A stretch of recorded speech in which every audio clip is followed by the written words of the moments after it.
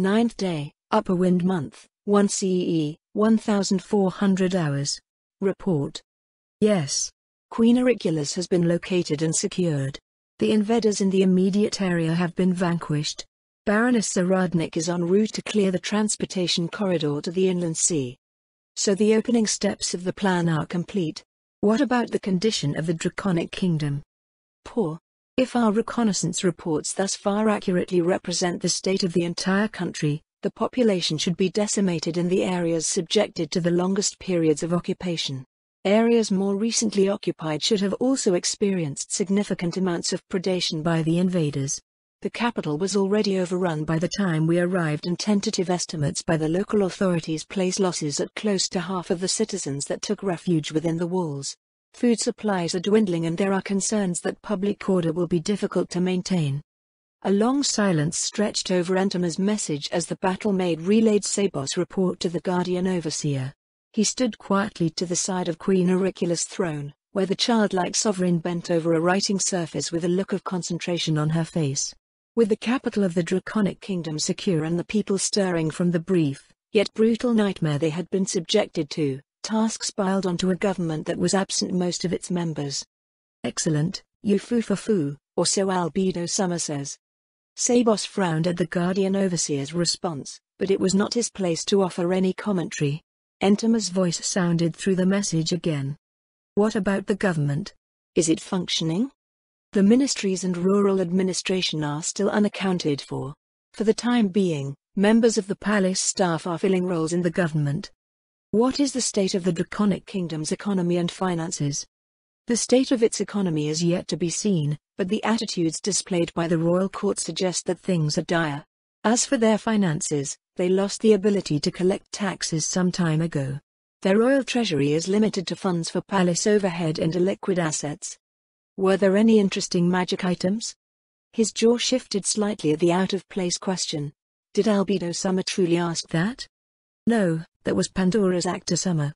So he was present as well. Sabos wondered how much of a hand the two of the great geniuses of Nazarick had in the plans for the Draconic Kingdom. The Queen has been busy seeing to the immediate affairs of her kingdom. I have heard no accounting of their treasures yet, but Queen Auricula mentioned perhaps needing to liquidate a few to stimulate trade with the Sorceress Kingdom. Then she is inclined to favor dealings with us? Albedo Summer asks. I believe we were successful at making a favorable impression on her. Good. When Countess Corlin's delegation arrives, work with them to strengthen our position. Beware of other interests moving in the shadows. Albedo Summer tells you. Other interests. With recent events in the Draconic Kingdom, Sabos would have liked to think that the people would set aside their differences and work together to achieve a swift recovery. Queen Auricula appeared to care a great deal for her people. It was only right that they should reciprocate their sovereign's feelings. Then again, the King of Reastais was a goodly man, and many of his subjects, from all walks of life, trampled on his goodwill and did as they pleased. The Emperor of Baharuth ruled with an iron fist and played his subjects against one another, yet his country did well by comparison. He wondered what the Draconic Kingdom would be like. Sabos Summer. Entima hadn't disconnected the message yet, so it seemed that she had something of her own to say. What is it, Entima? There's a war going on down there, right? Many beastmen are being killed. Could you ask Baroness Zaradnik to send a few bodies over? It doesn't have to be too many, I just want to try. Would she not find your request disturbing? She won't. Woodlouse is a good woodlouse. Even Nabril doesn't mind her. Nabril Gamma? She would be one of the last that he would suspect to form bonds with outsiders out of the Pleiades. While not outright belligerent, she cared little for the affairs of outsiders and even less for their attempts at interacting with her. Most of the time, she would refer to people as insects, vermin or other lower life forms. Still, that should be taken as a sign of progress. Well, maybe not. They're calling Baroness Zaradnik Woodlouse. I will inform her of your request at the next opportunity. Why Tilda? The message cut off with Entima's happy expression. Sabos furrowed his brow in thought. Entima seemed confident that her request would be granted.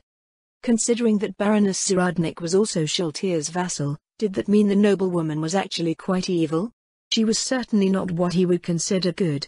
While she was highly accommodating, The way she carried herself was for the most part neutral. There was no sense that she took particular delight in acts benevolent or malevolent. A tiny yawn issued from the throne.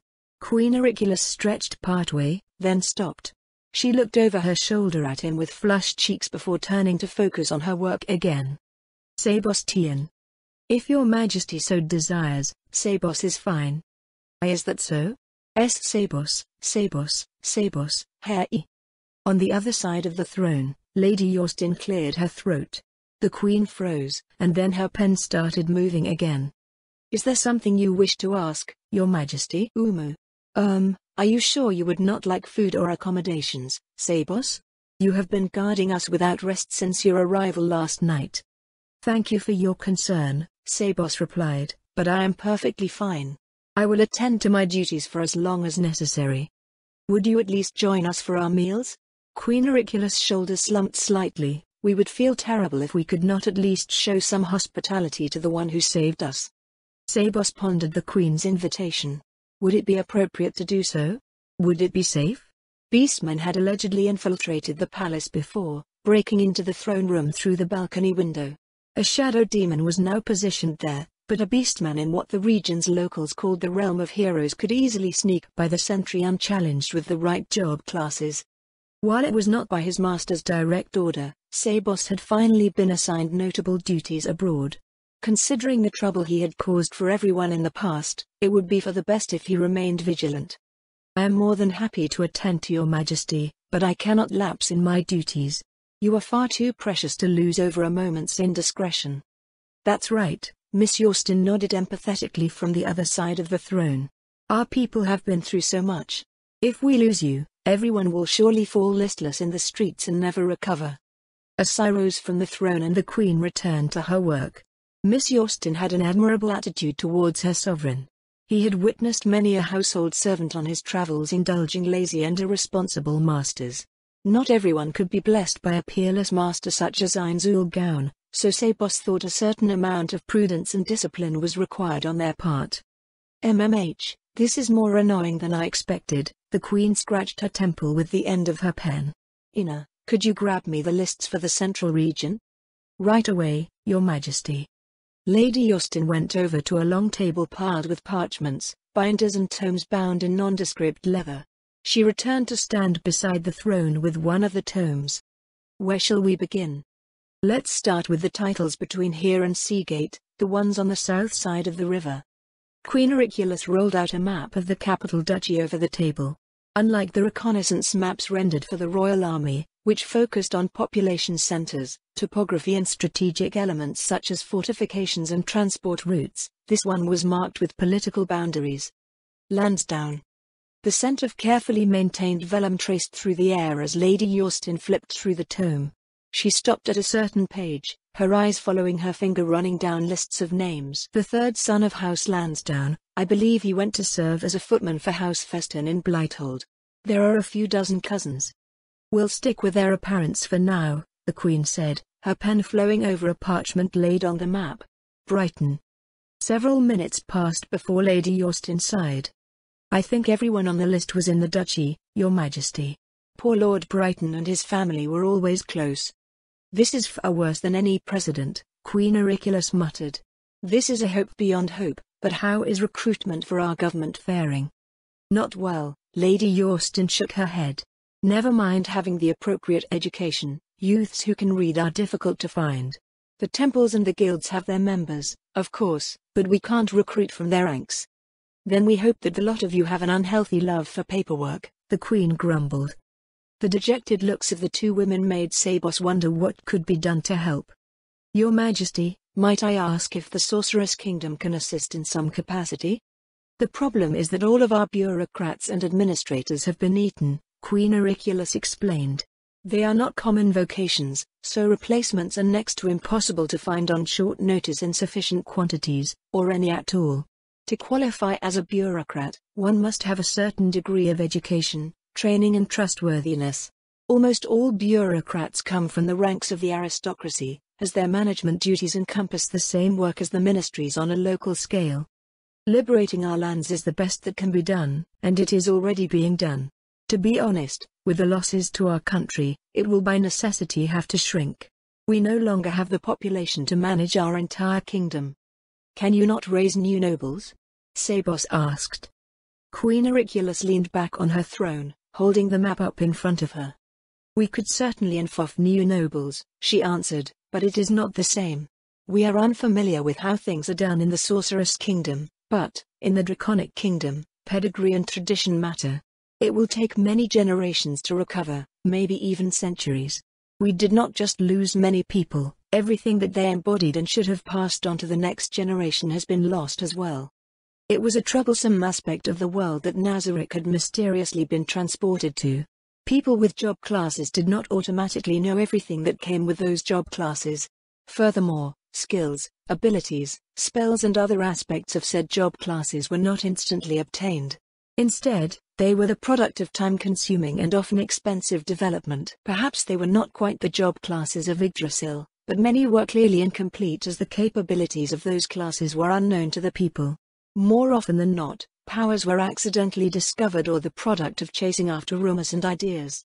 I understand the necessity of education and training, Samos said, but is pedigree truly that important? It makes a big difference over a long time with large populations, Queen Auricula replied. Most exceptional individuals can attribute their quality to some part of their lineage, as well. Even those that randomly pop up from unassuming families at times can likely trace things back to some ancestor. The strong and highly successful tend to scatter their seed around, and even fastidious sorts like those in the theocracy cannot keep track of it all. Samos stroked his beard thoughtfully. While the natives of the world that they found themselves in sometimes put great stock in lineage, it was essentially irrelevant to Nazarick's NPCs. As creations of the Supreme Beings, what they were and what they were not was a product of purposeful design. All of their weaknesses and strengths existed because it was meant to be so. To have such uncertainty in their lives, to be bereft of the blessing of the Supreme Beings was truly a thing to be pitied. Queen Auricula shifted on her throne with an awkward look. It's true, you know. We are proof of this. It may not look it, but we are around 1/8 dragon. Is that so? It is so. Due to our draconic lineage, we are capable of wielding sorcery that regular humans cannot use at all. There are some other things as well, but they are not flashy enough to be interesting to most. His thoughts drifted back to his time investigating Riastis' capital. A part of his duty then was to investigate magic that did not exist in Yggdrasil. It seemed that he once again had an opportunity to gain valuable information. I have heard that dragons possess innate magical ability, Samos said, but I wasn't aware that they had magic unique to them. Ah, that is because the dragons born today are incapable of using the magic that we speak of. There is something that many refer to as the magic of dragons, but it is confused with the magic of today's dragons, which is essentially sorcery that uses tier magic. The type of magic that we are referring to is a type of primal sorcery sometimes called wild magic. How does this wild magic differ from tier magic, Your Majesty? We suppose the defining differences are that wild magic is not as limited in scope as tier magic, and it does not use what tier magic casters call mana. Also, as it is sorcery, it is easier to wield as one's mastery increases. Tier magic has sorcerers as well, many of whom we suspect are the product of draconic ancestry. From what we understand, the way they learn is much the same as us. We do not study as wizards do. Instead, we feel and bend the world to our will. Magic casters that did not rely on mana. That sounded extraordinarily convenient. If it is not too much trouble, Samos said, might Your Majesty provide a demonstration of this wild magic? We cannot do anything too impressive without borrowing power. The Queen's voice turned self-deprecating. Will something minor suffice? Of course, Your Majesty. It is simply curiosity, after all. Queen Auricula looked around her desk until her eyes settled on her empty cup. She placed it to the side. We would like another drink. Lady Yorston frowned. An innocent smile graced the youthful face of the Queen. Samos retrieved a bottle of wine from the table behind the throne, filling the glass. Now, she said, watch. Wisps of vapor drifted from the cup as frost formed on its exterior. The Queen lifted it to her lips and took a deep draught. Not much to look at, yes? She asked. Your Majesty changed the temperature of the wine? Or perhaps the vessel? It may seem that way, Queen Auricula said, but that is fundamentally wrong. Those familiar with tear magic assume that what we enacted is similar to temperature-changing spells, so we can understand how such misunderstandings may occur. In reality, what we desired was an icy cold drink, and so reality changed. We actually saw one of those temperature-changing tear magic spells being used one day and decided to use our magic to produce a similar outcome for, well, having cold drinks on hot days. It seems that you are a brilliant sorceress in addition to being queen. Magical research is a long and involved process that requires an intricate understanding of one's craft. Queen Auriculus put down her cup and looked away, pressing the tips of her fingers together. It's as we said, yes? It is sorcery. We can feel our way around until the desired result is achieved. Plus, it is just a drink. Small things are entirely within our reach, but it is not the result of any brilliance. We are nothing compared to dragon lords like our great-grandfather. Is your great-grandfather still alive? He is. The Brightness Dragon Lord is something of a wandering scholar, trying to solve a problem that has plagued the world for centuries now. We have not seen him since we were young. I see. One might think that he would come to save a member of his family. That is the thinking of many races, yes. Dragons, however, are more than capable of fending for themselves the moment that they hatch. A dragon flying in to rescue their offspring is outside of their consideration because they are so strong. Furthermore, dragons must be strong. If they are not, it is better to make room for one who is, for they will not be able to do what they are meant to do. To do what they are meant to do. Was it a callous line of thinking, or was it appropriate? From the perspective of Nazaric's NPCs, it was an appropriate perspective. If one could not serve in the capacity that they were created to serve in, they would consider themselves unfit for existence. Sabos had taken that very approach when training Tswer to be the head maid in Iranthal, but Yuri Alpha's intervention had blunted the severity of his instruction somewhat. Do you believe as your great-grandfather does, Your Majesty? It is the truth, Queen Auriculus told him. Whether one believes it or not changes little. At the same time, it is not a matter of simply lying down just because someone stronger comes along. Who is fit for their place in the world is something that is ever in flux, and all free-willed beings will struggle to maintain their existence. The throne room's main doors, which still had a hole in them, opened and Captain Scarvo walked in. Though the middle-aged man's face was haggard, the energy in his steps was undiminished from the last time Sabos had seen him. My queen, the captain bowed, preparations for the afternoon appearance have been made. Good work, Queen Auriculus nodded. How is the order of the city? Things are still quiet, Captain Scarvo said. The people are starting to come out of their hiding places, but they're still very cautious about doing anything. The palace staff who volunteered for law enforcement duties have recruited their quota of temporary militia. They await your inspection on the grounds. What of the beastmen? The Queen asked. Has there been any sign of them since the morning? There have been no reports of disturbances since then, Your Majesty. We've closed and barred the gates by your orders, so we have no idea what's going on in the duchy beyond what we can see from the battlements. What of our guests? They're still in the northwestern tower. The captain shifted on his feet. I think the only time we see anyone go in or out is when the living working within use the latrine. Well, make sure their needs are seen to should they make any requests for provision. By Your Majesty's command, Captain Scarvo lowered his head in acknowledgement. When the throne room doors opened again and Lady Sorrel entered. She lowered her head as she curtsied before the Queen. Is something the matter, Lady Sorrel? The temples have started conducting services for the dead, but there are so many, they've requested permission to place the bodies outside of the city until they can catch up with the backlog. We see, Queen Auriculus nodded sagely. The temples wish to transform the city from a feeding ground to a restaurant where the beastmen can pick up convenient meals. Lady Sorrel appeared to be untouched by her queen's sarcasm. If the dead remain uninterred, she noted, we'll have undead inside the walls. A few skeletons and zombies once in a while are easier to get rid of than tribes of hungry beastmen, Draudilin told her. Use the palace quarter for storage. Place a few of the palace guard as sentries at each location. But the smell. If they don't want to smell corpses all day, then they'll conduct their rites faster. Enough talk of the dead, what of the living? How are the people doing? I've delivered the first set of mandates to the relevant parties, Your Majesty. There have been no objections made so far, but the people are still anxious. Rumors and misunderstandings may cause problems with their state of mind. Once they see that you're safe, however, I believe things will settle down." A sigh rose from the throne. "Then it can't be helped. We will go and see the newly recruited militia. After that, we will make an appearance before the people." Queen Auricula's rose and set aside her blanket.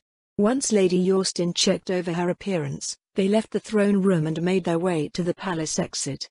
As their steps echoed through the halls, Captain Scarvo ventured a question. "Your Majesty, should we not put the militia to work right away? Public order will only get worse as time passes, so having them standing around on the palace grounds is a bit." "The nobles know what they are doing, Captain Scarvo," Queen Auricula said. "The men that were recruited may be willing to work, but one cannot go up to random people, say you are in the militia now, and then expect them to function perfectly in that capacity. It is likely that they do not even know a tenth of the laws and regulations that they are responsible for enforcing. Better to ensure that they meet a minimum standard of knowledge and conduct before sending them out to police the streets." They went through the palace gardens and to the road leading out into the city. On the grounds before the gate, several dozen men were loosely organized on the grass. The Queen's entourage stopped on the road nearby and a group of young men in footmen's uniforms jogged up to greet her. "My Queen, you honor us with your glorious presence." While their features were slightly different from the humans of the north, they had the characteristic general appearance and demeanor of nobles. The olive eyes of the man who greeted Queen Auricula met Sabos' own before flickering back to the Queen. "We thank you for your hard work," Queen Auricula smiled brightly. "Your steadfast efforts instill us with great confidence." Though the words lent a precocious air to her, the men before the Queen brightened. "Ever shall we be at your Majesty's service," the olive-eyed noble said. "Though we face difficult times, we are glad for the opportunity to rise to the occasion and offer our utmost to support our precious Queen. It is to be expected, but the men who have volunteered for militia duties are rough around the edges. Their regard for your Majesty, however, is second only to ours." Sabos ran an appraising eye over the noblemen. Their attitudes had a distinctly different flavor than the nobles he had observed in Riestais. The man's words had the same, superfluous feeling to them, but they expressed themselves with a fervor that might be more commonly found amongst Nazarick's denizens when speaking to the Supreme One. "Will they be able to work properly?" Queen Auricula asked. "We've organized things to suit the impromptu nature of their service," the noble answered. "By wearing a militia uniform, they will be a presence that reminds the people of your Majesty's order. In terms of law enforcement, they can act as muscle, but matters of justice will be left to us. I suppose we are something like militia officers for now." "We understand that you all have experience helping out in your territories," the Queen said, "but remember that the city is a different beast. Be vigilant for our sake." "By your Majesty's will." Queen Auricula gave them a nod. "Now, we will see your men." The nobles exchanged looks. Two of them turned around and jogged back to the freshly recruited militia. Shouts rose and they all seemed to collectively panic before reordering themselves. Queen Auricula came forward on dainty steps, casting a bright-eyed gaze over the assembly. She placed her hands on her hips. "Thank you so much for coming to our aid." Her flat chest stuck out proudly. "We are Queen Auricula." Sabos was fairly certain that they already knew who she was, but her declaration still brought forth looks of awe and admiration. "Hard times have fallen upon the Draconic Kingdom and its people, so it brings us great joy to see that strong and brave men are still willing to stand and help us through these trials." Many of the men visibly teared up and struggled to hold their composure. This much was understandable. If Heinz Ulgaun expressed himself in such a manner, many of Nazarick's denizens would surely react the same way. "Now, let us go before the people," the Queen said with a smile and a nod. "There is much work to be done." Orders rang out and the men formed ranks.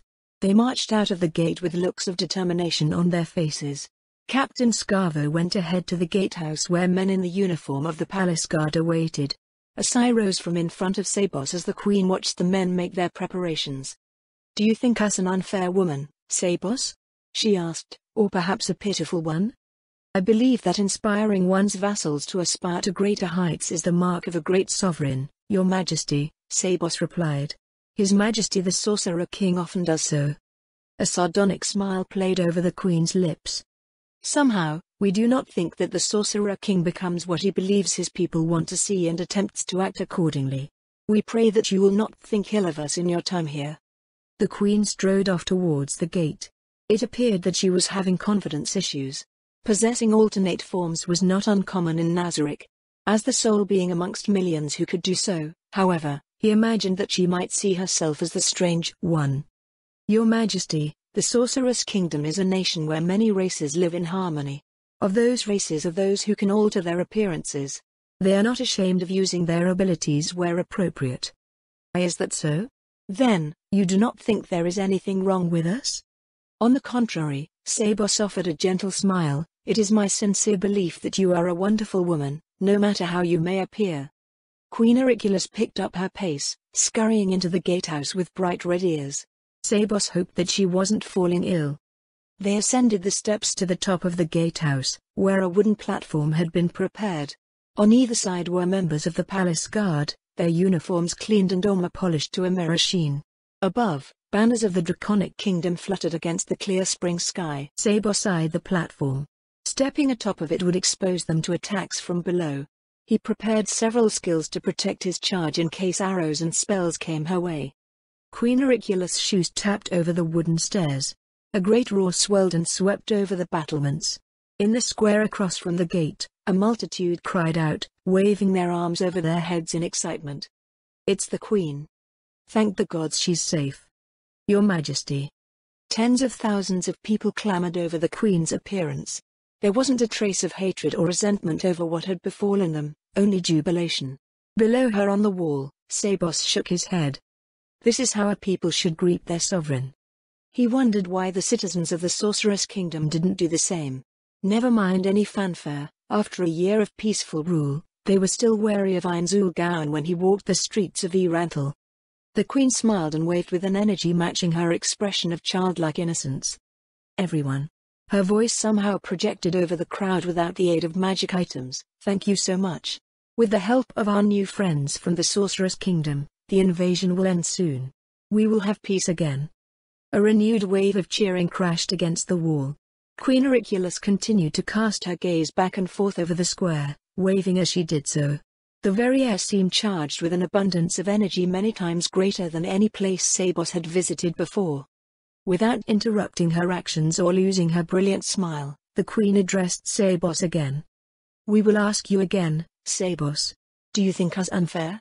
Sabos looked out over the teeming throng and their tremendous fervor, no longer certain what it was that she was asking. 9th day, Upper Wind Month, 1 CE, 1900 hours. Olga's hacking filled the air as a thick cloud of dust blew over them. Raoul's coughing joined hers shortly after.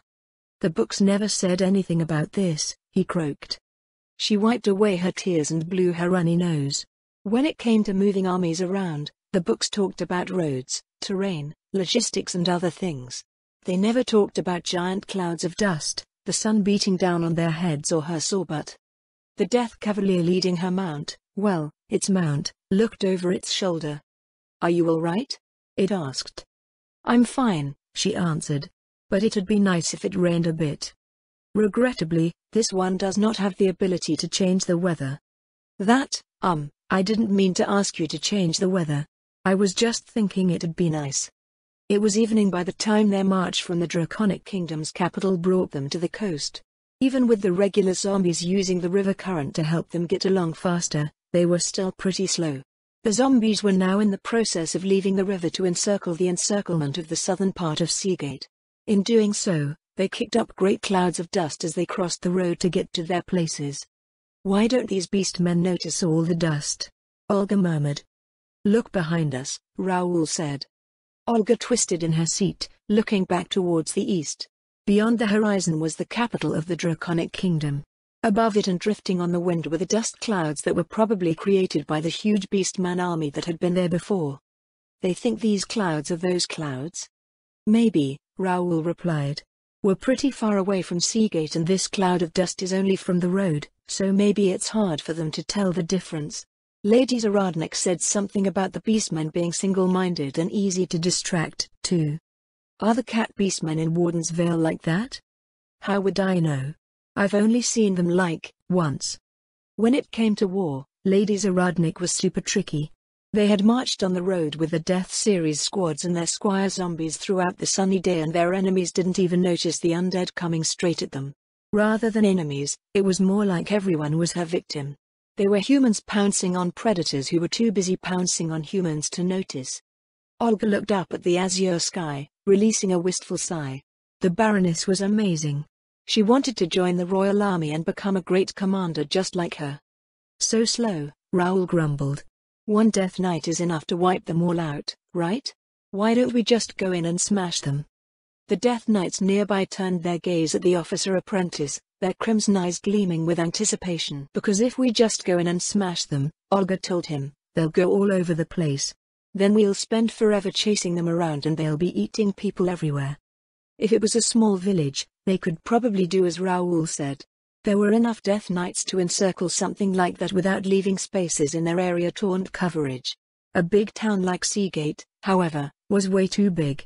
They needed to create a net just in case beastmen tried to escape. Her stomach growled.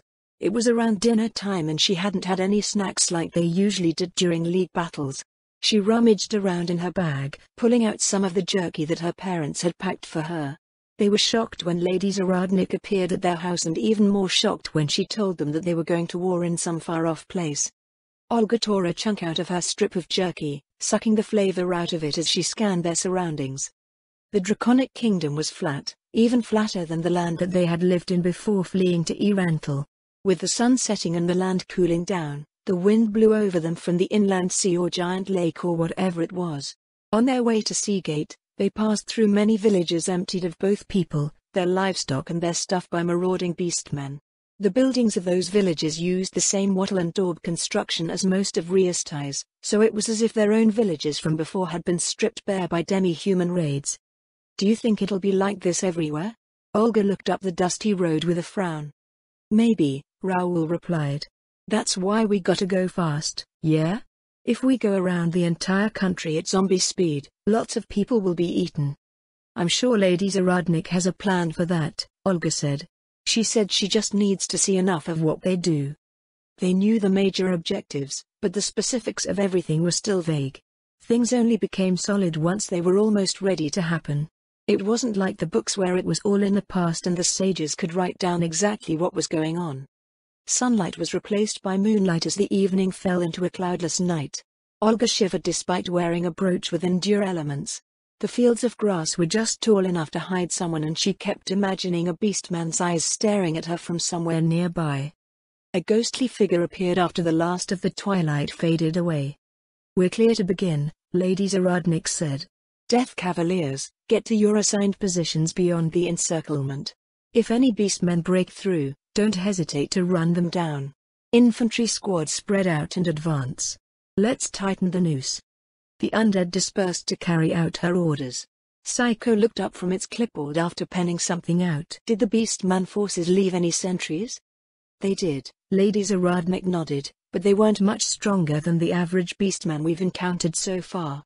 The shadow demons had no problems locating and eliminating them.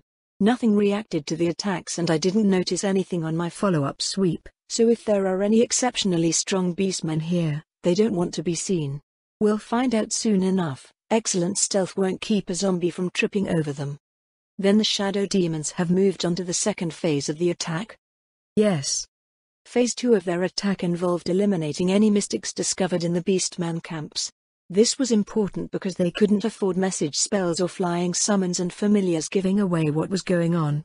The Death Series servitors were powerful, but the Draconic Kingdom was huge. Their forces weren't large enough to just fill the entire countryside in undead. Harsh barking echoed into the night as they drew closer. That's our cue. Push in with squire zombies. A dark wave separated from the zombie lines, sweeping over the fields. The barking from the beastman camp increased in intensity, tinged in a tone that Olga figured was panic. By the time Lady Zaradnik's field headquarters arrived at the camp, all was silent again. Hundreds of new zombies had joined their army's ranks. About 500 meters away, she could see the lights of torches going back and forth on Seagate's walls. Psycho, did your Wraiths note any changes across the river when we attacked? Their activity indicates that they have been alerted to the noise. As dark vision range is limited, It is doubtful that they saw what was going on.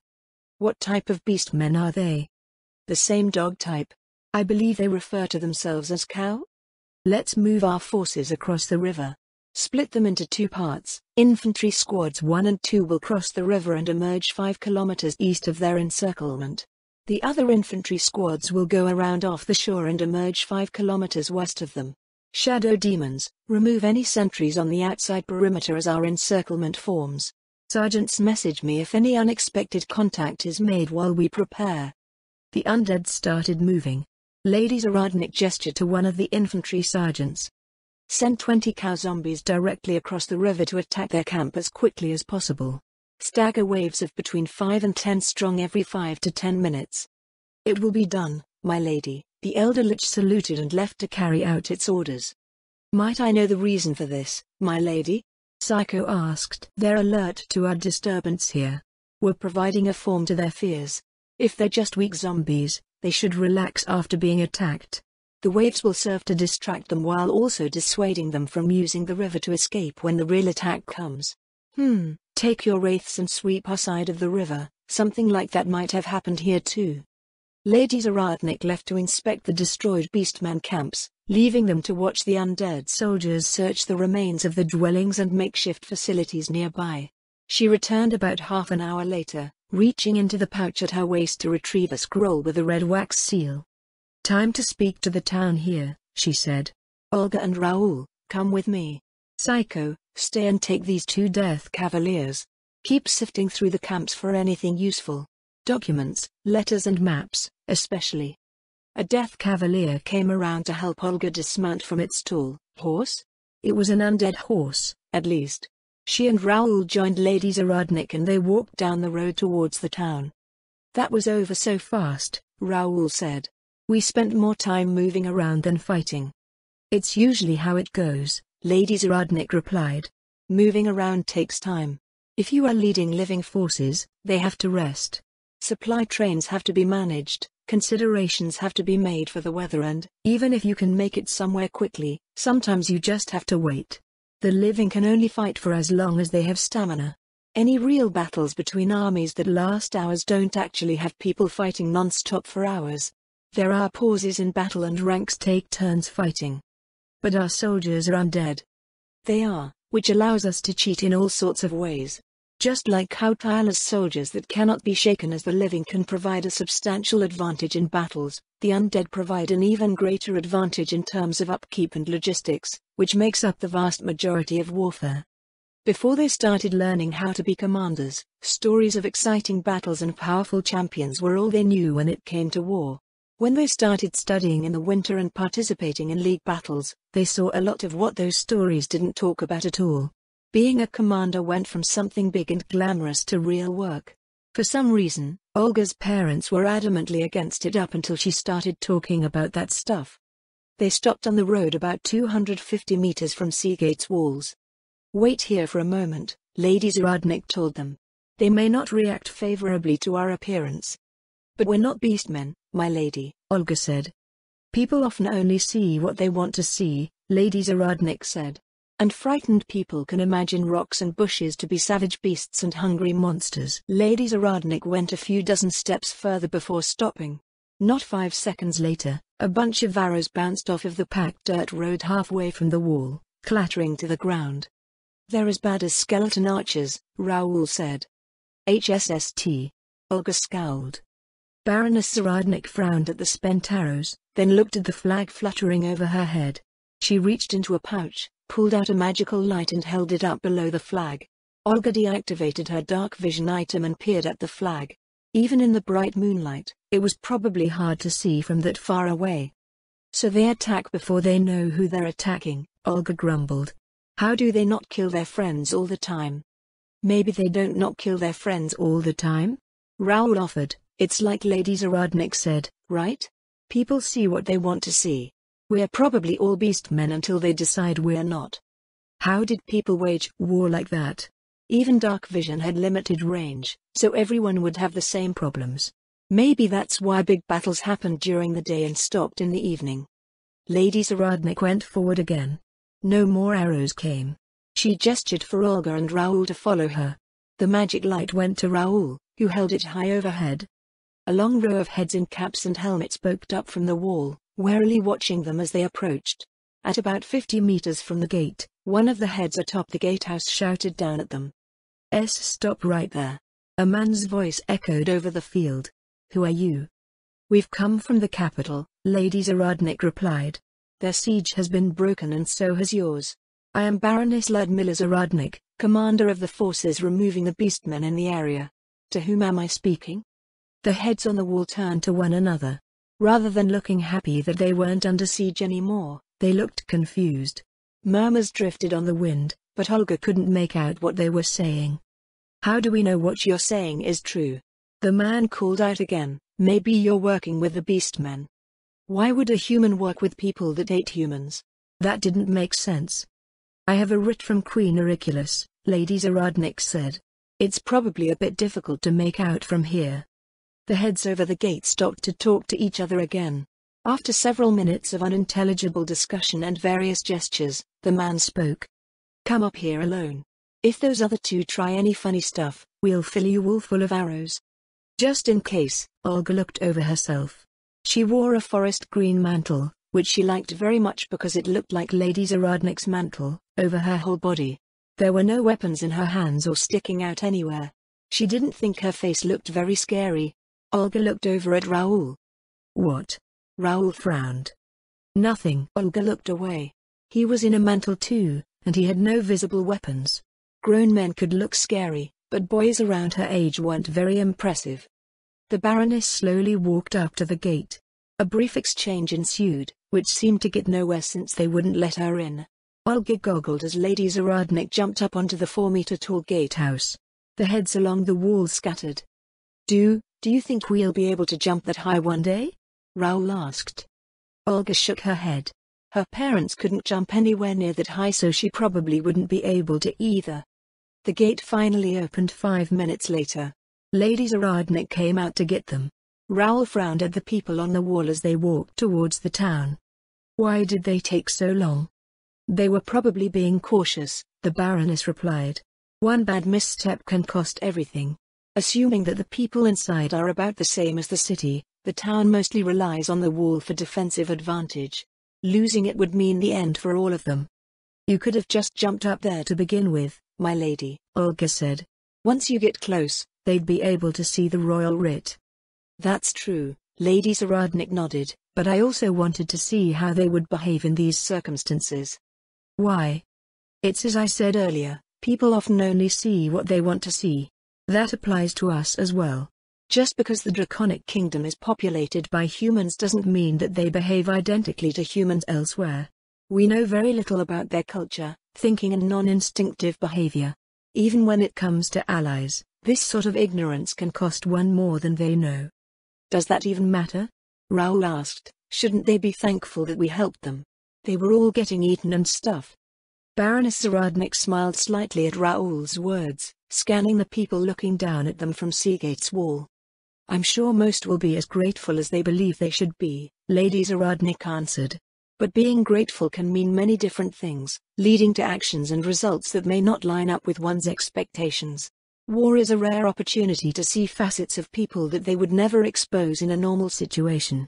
In the face of mortal peril, motivations and emotions are laid bare, pretense and posturing are stripped away. We need to understand these things and understand how to use them to our advantage. It also provides valuable insight into the character of a nation and its people for our strategic and diplomatic efforts.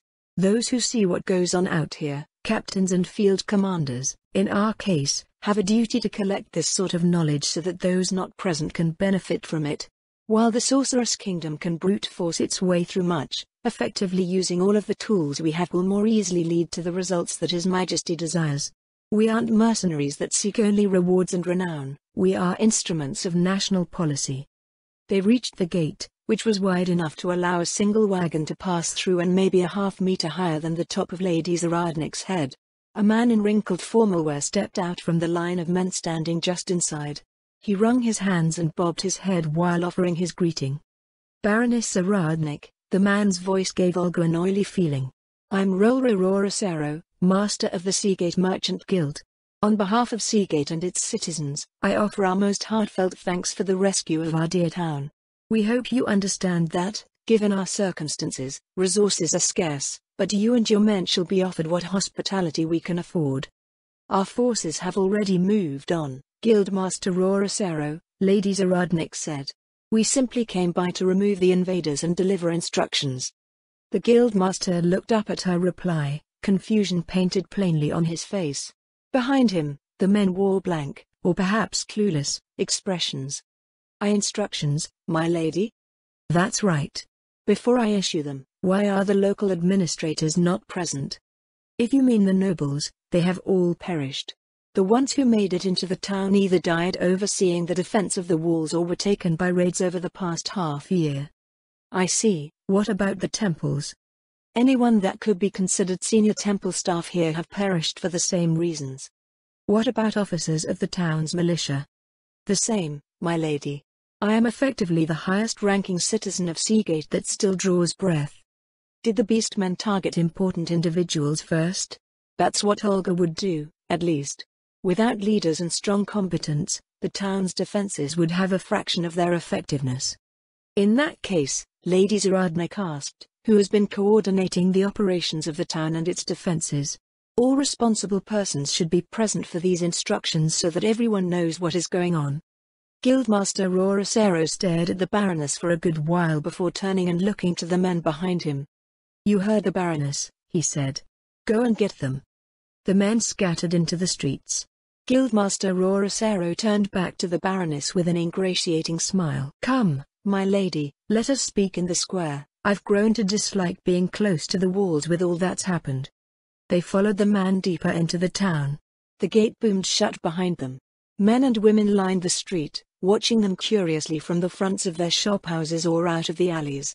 Is there anything we can get you, my lady? Refreshments or entertainment, perhaps? What I would like is information, Baroness Zaradnik replied. As the master of the local merchant guild, you should have a broad idea of Seagate's supply situation and the condition of its population and industries. Olga furrowed her brow as the man's oily feeling receded and his expression turned serious. Not good, my lady, his voice was grave. The harvest was limited last autumn due to the marauding beastmen. They also targeted our ships with their raids. We cannibalized some to repair others so we could fish for food, but the persistent raids meant that they didn't stay seaworthy for long. The need for fuel this winter compounded the issue, as we had to salvage the ships for firewood. The most we can do these days is fish off of the piers. How much longer can you last? It depends on the daily catch, which is dwindling no matter how much chum we add to the water. The fishermen worry that the local aquatic demi-humans will begin to retaliate for our overfishing. As things are, I'd say we have 3 weeks. We weren't able to sow this winter with so many hungry beastmen out there. Well, never mind sowing crops, we won't last until the summer harvest. Trade will begin to flow before that, Lady Zaradnik told him. Make sure the people know so unrest over shortages doesn't make your situation worse in the meantime. The man breathed a sigh of relief. What about your industries? The Baroness asked. We lost about a third of the town's citizens, we're down to about 1,800 now, the Guildmaster replied. Aside from what's going on with our agriculture and fishing, our smithies were repeatedly damaged with every raid. They don't like us making weapons, but that also means we can't replace tools. We're down to less than the basics here, I'm afraid. It sounds like everything they've done aims to keep the town easy to suppress and raid. The town should be able to return to a semblance of normal operations soon, however. Guildmaster Rorosero led them to a platform by an empty billboard on one side of the town square.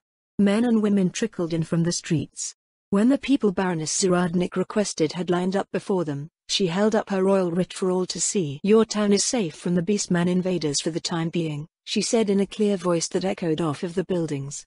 But the invasion is not over yet. By order of Queen Auriculus, the following procedures are to be observed. First, no one is to leave the town until they are otherwise permitted to by officials from the capital. But why? Someone asked, didn't you say it was safe? The lands are safe from further incursions because there is no food in the vicinity of Seagate. If you leave in a desire to resume your seasonal activities, you will restock the land with food for the beastmen and they will come. You will have a new siege shortly after that. Worried murmurs issued from the crowd. A woman's voice sounded over them. We can't survive another siege, but we barely have any supplies left. This edict will only last as long as it is required to establish a secure perimeter, Lady Zaradnik said. Expect no more than a week before goods begin arriving in your town. Her Majesty's government will brief you on further developments and deliver new instructions as time goes on. Also, please minimize the amount of fishing being done to sustain yourselves. We've relieved you of one demi-human problem and you don't want another. Lady Zaradnik continued issuing instructions, mostly concerning the maintenance of public order and calling for patience as control was restored over the surrounding territories. Before I leave, she said, I would speak to the representatives from the Temples and Pharmacist Guild. Despite her saying so, all of the townsfolk lingered. Several men and women came forward, looking up at the platform. 2 of them were garbed in familiar priestly vestments and 2 were adorned as alchemists, but the other 3 were wearing outfits that Olga hadn't seen before. Which faiths do you represent? Lady Zaradnik asked.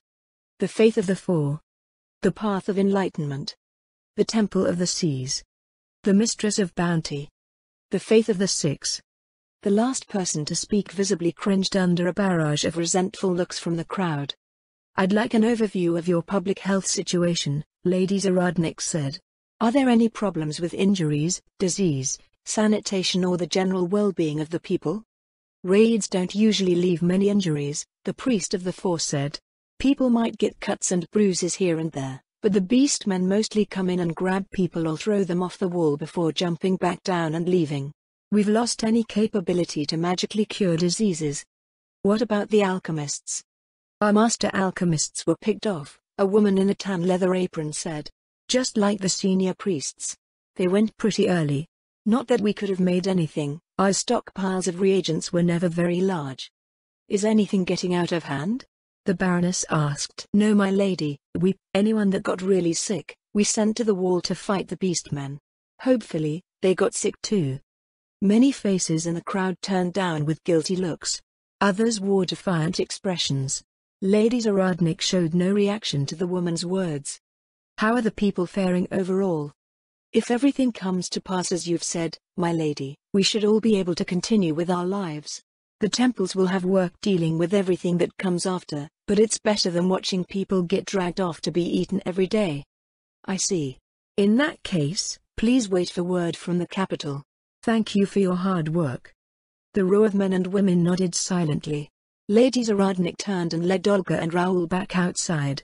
It was about 2 hours after nightfall and the clear skies continued, allowing moonlight to flood the fallow fields. They reached the line of beastmen encampments where Psycho and the 2 Death Cavaliers awaited them. The town has its instructions, the Baroness said. Find anything useful?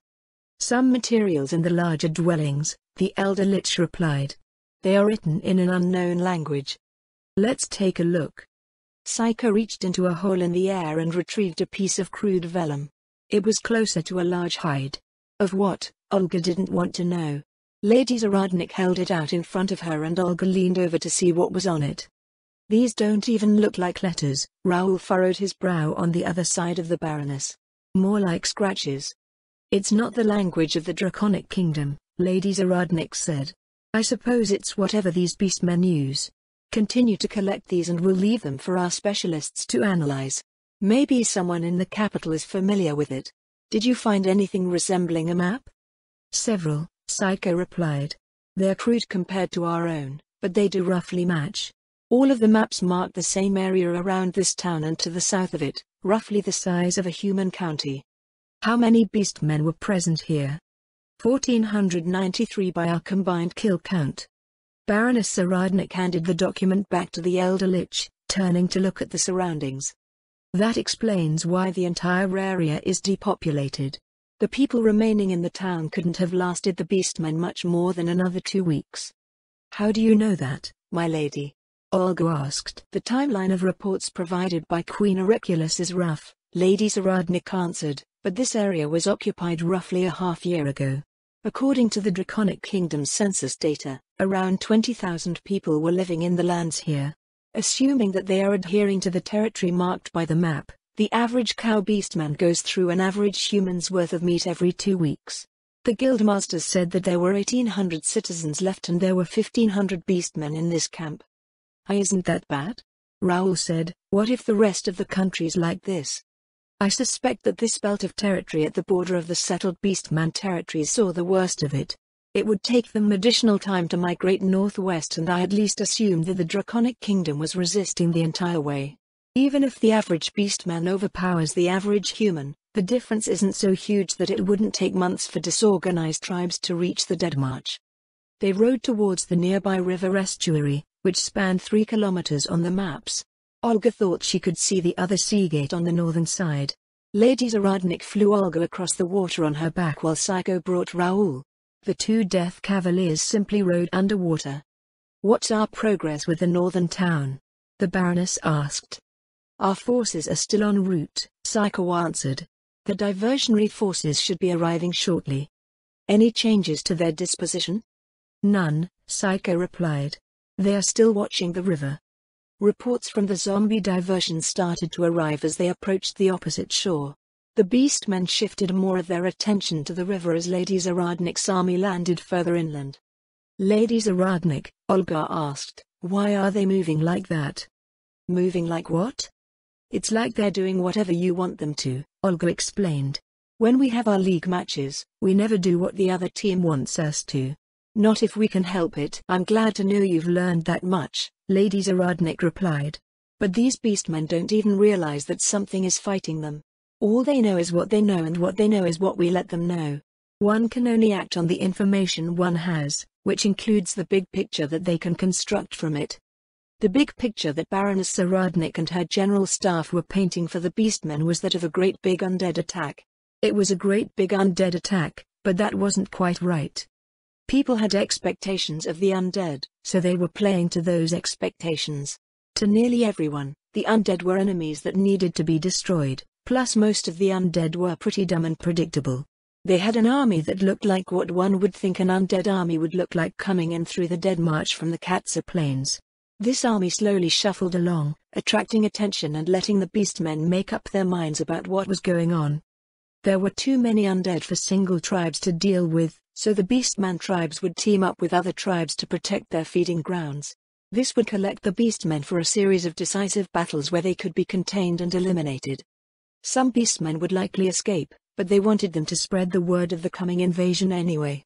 Their hope was that they could create a chain of decisive battles as they swept down from the northwest and pushed the beastmen all the way back out of the Orakalon Reach. 2 hours later, they finished their encirclement and closed on the cow beastman tribes surrounding Northern Seagate, using the same methodical tactics as before. Unsurprisingly, the invaders were overrun and zombified. As they stopped at the broken camps of the besiegers, Lady Zaradnik looked over at the wall filled with fearful defenders and released a quiet sigh. Let's get this over with, she said. We have a kingdom to reclaim.